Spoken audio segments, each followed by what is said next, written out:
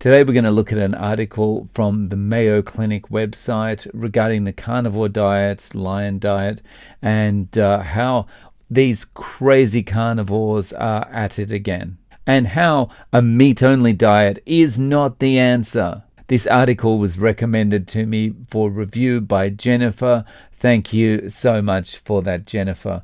Okay, let's get into it.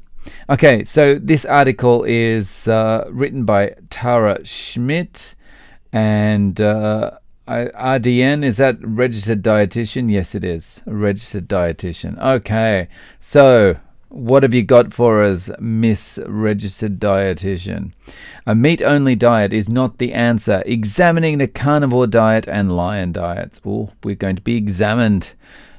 Subheadline: TikTok is at it again. Another new fad diet has made its way onto social media feeds. The lion diet. Okay, so this is not a new fad diet. This is the way people have been eating forever. This is not new. You want to talk about new? Fruit Loops for breakfast is new. Bananas that taste as sweet as ice cream or whatever, that's new. None of this stuff existed 10,000 years ago. This is carnivore lion is not a fad. Carnivore lion makes use of actual real whole foods that have existed forever. Anyway, okay, we've got a picture of some lady apparently being brainwashed on TikTok. Okay, so TikTok is at it again. Another new fad has made its way into the social media feeds, the lion diet. This newest trend goes against almost all nutritional guidelines by eliminating almost all foods. And while a short-term elimination challenge may help some people identify gastrointestinal triggers, there are much more appropriate and sustainable strategies out there. Really? Because if there are, then what's been happening for the last 50 years? Because it doesn't appear the last 50 years anyone's been employing those alternative strategies, whatever they happen to be. Tara. Okay, what is the lion diet and why is it used? According to his website, the lion diet is described as a whole food elimination diet used to treat leaky gut, allegedly offering the body all the nutrients it needs. This diet includes ruminant meat, salt, and water. Ruminant meat comes from animals that chew their cud like cows, buffaloes, sheep, goats, and deer. The all-meat diet targets consumers with illness and those who are on medications. Well, first of all, it's not targeting anyone. Targeting makes it sound like this is being marketed to. There's nothing to market here. This is go and eat some real food. That's what this is. That's what this diet is. It's not buy my $1,000 training course on how to eat special supplements and all this kind of garbage. It's none of that stuff. You know, it's not a exercise regime. It's nothing. It's just, stop eating that garbage and or stop eating that garbage and go and eat some real food. So there's no targeting here. But anyway, it claims to put illness into remission after you're feeling better. You can reintroduce a wider variety of foods, identifying what your body likes and doesn't like. Well, not really. So traditionally, a carnivore or a lion diet is a diet that you would just do forever. I mean, of course, you can try bringing new foods in if you want to. But, the idea is pretty much once you go, say, carnivore, you stay that way. And, that's just how it is. These types of statements, especially without any links or references to peer-reviewed literature, though the blogger's personal Amazon store happens to be clickable. Oh, that's a bit catty. Oh, okay. So, not only confuse readers, but potentially put their health at further risk by encouraging an unsustainable, unproven, and unbalanced diet. Okay, so I would argue it is sustainable because you've got people that have been on this diet 50 years. Unproven, given that human beings exist and they are smart enough to design their own food that they shouldn't be eating under any circumstances, says that this is a diet that is proven because over the years we have got to the point we're at, and we are as clever as we are because of this diet. We've only started eating the junk that we see in front of us in the last 10,000 years. And unbalanced, why are we the only species that requires balance in our diet? Why are we the only species that needs to do this? Could it be something to do with the fact that we are also the only species who has credit cards and wallets? If we, didn't have these things, would everyone be so concerned with us having a balanced diet? Probably not, is what I would guess. Okay, it's notable to mention that leaky gut syndrome is not currently recognized as a medical diagnosis, though high gut permeability or intestinal barrier dysfunction is known and discussed in diseases that result in intestinal inflammation damage. Well, my understanding was that high gut permeability or intestinal barrier dysfunction, whilst they're not impossible to say, are not the most easy things to say. And so it's much easier just to lump them all together and say leaky gut syndrome. And maybe that's why it's not in the literature, because the literature writes things out actually as they are. But, when people are just talking about things naturally in conversation, it's easier to say leaky gut than it is to say high gut permeability. Okay. While all guts are semi-permeable, those with gastrointestinal diseases like Crohn's and celiac disease may allow larger molecules to pass through. While there's no widespread diagnostic test to determine gut barrier function, Mayo Clinic will soon be launching a test to determine intestinal permeability. Hang on, you're criticizing this bloggers putting Amazon links on their website. You're doing a little bit of soft selling yourself here, Mayo Clinic. All right, is the lion diet beneficial? Well, we're going to find out. While there's not much positive to say about the standard American diet, okay, you're correct, we scored 59 out of 100 on the Healthy Eating Index, which was an F in my day. Eliminating all but ruminant meat is not the answer for improvement.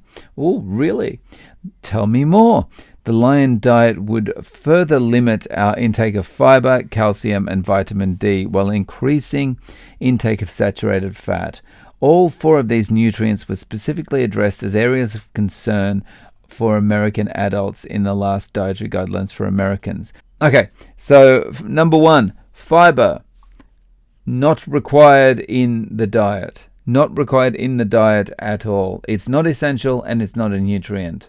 Calcium, I understand from watching a Q&A from Dr. Chafee that this should not be a concern, but I wasn't probably listening to that QA, so I'm going to reserve judgment on that one. Vitamin D, you go in the sun maybe, and saturated fat. So what's the replacement you're suggesting, Tara? Perhaps canola oil? Would that be better?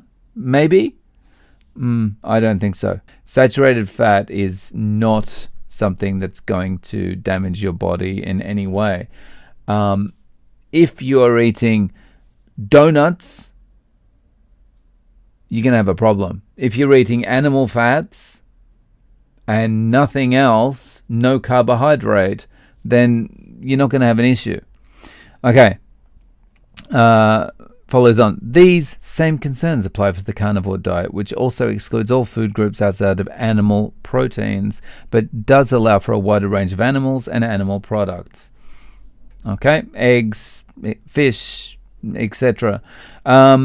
So, yeah, well, fiber would be a concern if fiber was at all necessary. Saturated fat would be a concern if it's saturated fat you find in cakes and stuff like that, but we're eating animal products only. It's a very different set of circumstances to the fat you're going to find in a cake. What are the risks of the lion diet and carnivore diets? Okay, let's find out. Knowing what these types of diets provide, a heck of a lot of animal protein, is possibly less important than discussing what they don't provide: balance, sustainability, flexibility, and a realistic plan for reintroducing foods. Okay, number one, again, why is balance important, and why are we the only species that needs to have balance in our diets? Again, is it because we are the only species with access to credit cards and wallets? Okay, sustainability. Please explain. Sustainability, you're talking from an environmental perspective. I would argue that all the plant-based foods that are available are far less sustainable than those found in an animal-based diet. And flexibility.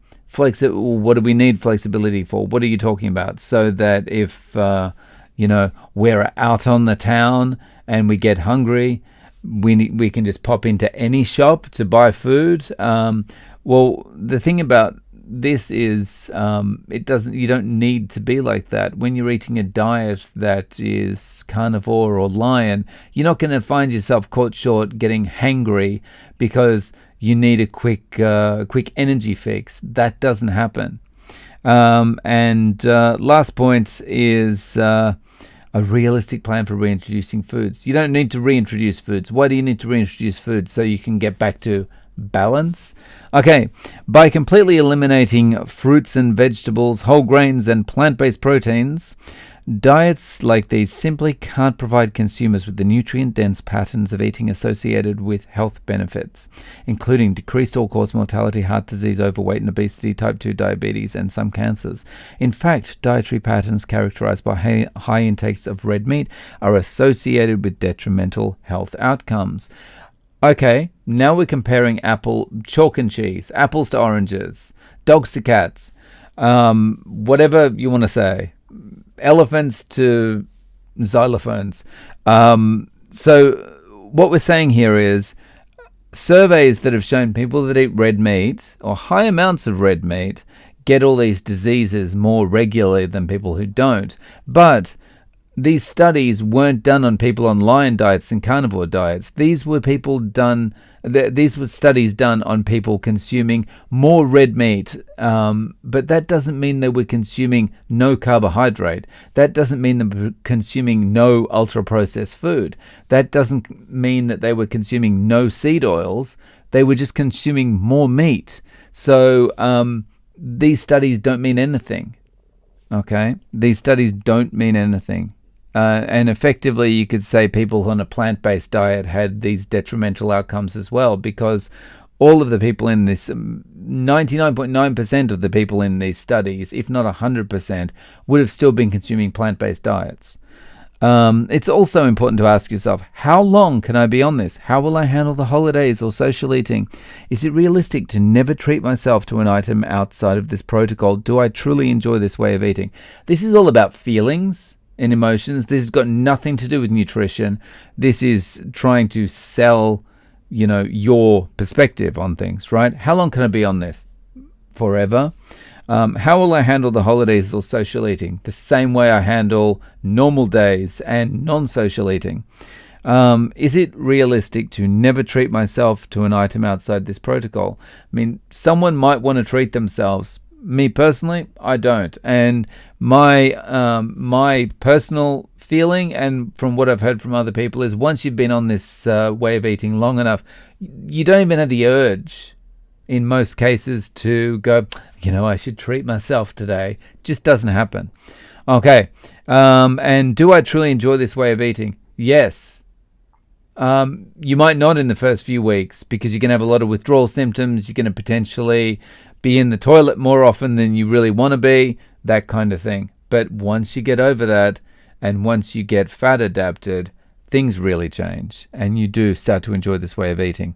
A common theme in the world of weight management is weight regain, most often associated with the dieter's inability to adhere to a plan long term. That's what makes lion or carnivore really good. It's super easy to adhere to. I've got to stop the rabbit's ears. Adhere to. Although plans like the lion diet and carnivore diets could be used in an elimination challenge, the severe restriction coupled with the lack of reintroduction protocols, medical supervision, and long-term planning is concerning. Okay, so reintroduction protocols, don't need them. Long-term planning, Don't need it because we're not reintroducing anything. This is where we're staying. And medical supervision, well, the medical profession's kind of bought and paid for. So even if they were supervising you, they're not going to like it. All right. So are there alternatives to the lion diet? Okay. If you're interested in decreasing gut inflammation, great. It is reasonable to decrease or eliminate alcohol, added sugars, saturated fats, ultra-processed foods, and any foods that you're allergic to or sensitive to. Remember, though, that an anti-inflammatory diet also includes fruit, vegetables, and healthy fats. Not if you're allergic or sensitive to them. It doesn't. So, and what's a healthy fat? You're telling us that saturated animal fats are not healthy. So what is a healthy fat? Would that be canola oil? I don't know. Please elaborate, Tara. I think this is a little bit like balance. When we say balance, everyone assumes they know what that means, but no one actually knows what that means. When we say healthy fats, everyone assumes they know what that means, but no one gives any specific information. So fruits, vegetables, and healthy fats, I might be allergic to those things. I might be sensitive to those things. And in fact, I am. And, it's not just ultra-processed foods that people are sensitive to. There is no single test to identify food sensitivities, and while celiac disease is managed with a clearly defined diet, other conditions like IBS and Crohn's can be more challenging to navigate. The Academy of Nutrition and Dietetics recommends avoiding foods that cause symptoms, like fruits, vegetables, and healthy fats, and ultra-processed foods. Okay, I'm happy to avoid those things. Keeping a food diary to help identify unknown triggers, and meeting with a registered dietitian. Think I'll pass on the registered dietitian part. Remember, though, that over-restricting one's diet can potentially do more harm than good. Eliminating nutritious foods, which would be what, Tara? Especially when an entire food group is cut out, can put you at risk of not meeting your nutritional needs. What nutritional needs are going to be met by whole grains, Tara? What nutritional needs are going to be met by tofu? What nutritional needs are going to be met by consuming broccoli? What nutritional needs are going to be met by consuming ruminant meat and eggs? All of them. But there's no fiber. You don't need fiber. Fiber is not essential, and fiber is not a nutrient. Fiber is an irritant that you consume and your body wants to expel. So Tara, stick that up your jumper. And next, check out the amazing results that Todd's had here.